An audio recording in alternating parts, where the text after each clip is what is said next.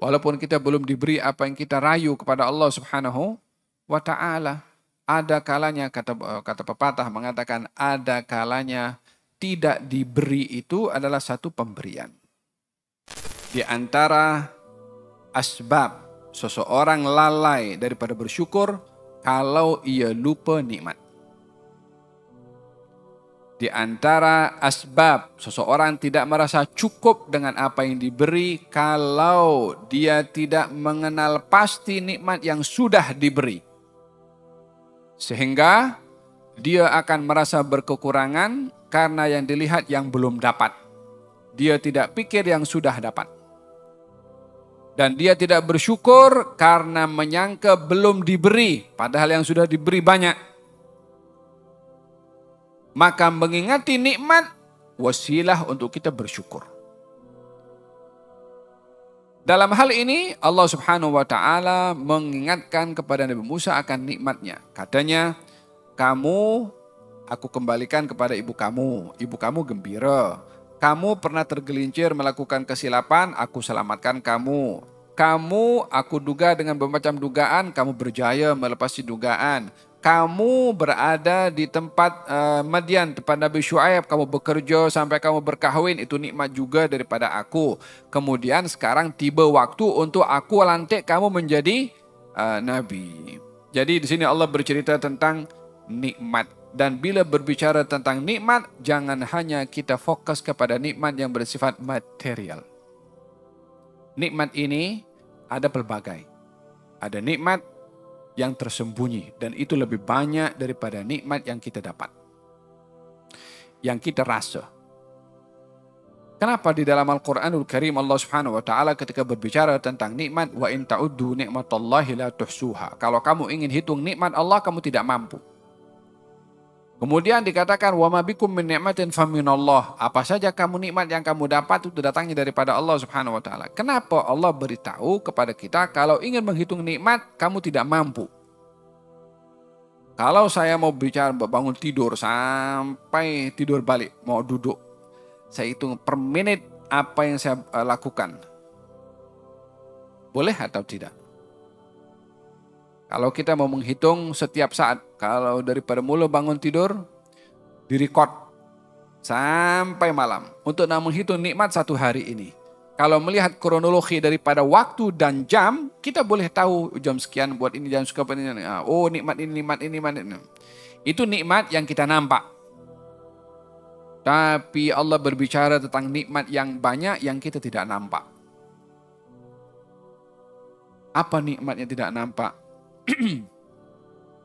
Nikmat yang tidak nampak adalah nikmat orang yang ditolak bala.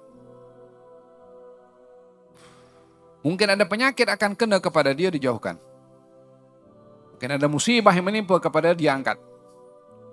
Mungkin ada orang yang dia menghantarkan sesuatu dengan sihir seumpamanya, ditolak oleh Allah Subhanahu wa Ta'ala. Karena wiridnya, karena zikirnya, karena Qur'annya, karena ibadahnya, banyak perkara ditolak. Nikmat itu besar, tapi kita tak tahu. Oleh sebab itu, Allah berfirman, kalau kamu ingin menghitung nikmat Allah, kamu tidak mampu, disebabkan nikmat itu bukan semua dapat dikesan, tapi ada nikmat yang tidak dapat dikesan. Jadi kalau kita mengetahui ada nikmat yang kita tidak dapat mengesan, maknanya hari-hari kita mendapatkan nikmat yang begitu banyak, walaupun kita belum dapat apa yang kita minta. Walaupun kita belum diberi apa yang kita rayu kepada Allah Subhanahu wa Ta'ala. Ada kalanya, kata pepatah mengatakan, ada kalanya tidak diberi itu adalah satu pemberian. Ada kalanya tidak diberi satu pemberian. Di dalam ada kalanya pemberian itu boleh satu musibah. Oh iya, ada kalanya satu pemberian boleh jadi musibah. Naam. Ya kan, itu seorang yang hidupnya susah, miskin. Kemudian dia minta kepada Nabi, ya Allah, ya Rasulullah, doakan saya supaya menjadi orang kaya. Katanya, engkau syukur dengan sedikit nikmat lebih baik daripada banyak kamu tak mampu nak pikul. Qalilun tashkurhu khairum min katsirin la tutiquh. Dia paksa juga, nak.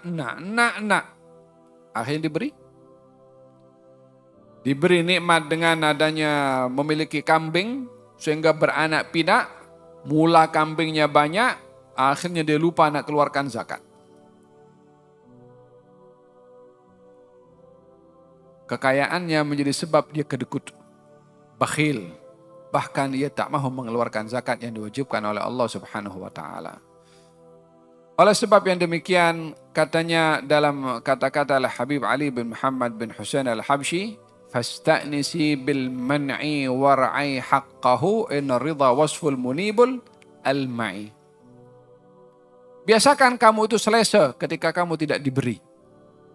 Sesungguhnya sifat redha dengan tidak diberi adalah sifat orang yang kembali kepada Allah Subhanahu wa taala.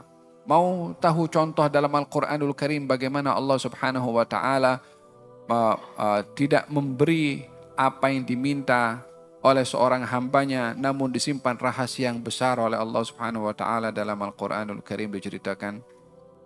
Dalam surat Al-Kahfi kita baca. Itu kisahnya Nabi Musa dan Nabi Khidir jumpa dengan anak kecil. Kemudian anak kecil itu dibunuh oleh Nabi Khidir. Ya kan? Ibunya sedih. Ayahnya pun sedih. Ya kan? Seorang orang tua tadi itu menginginkan anaknya tumbuh dewasa.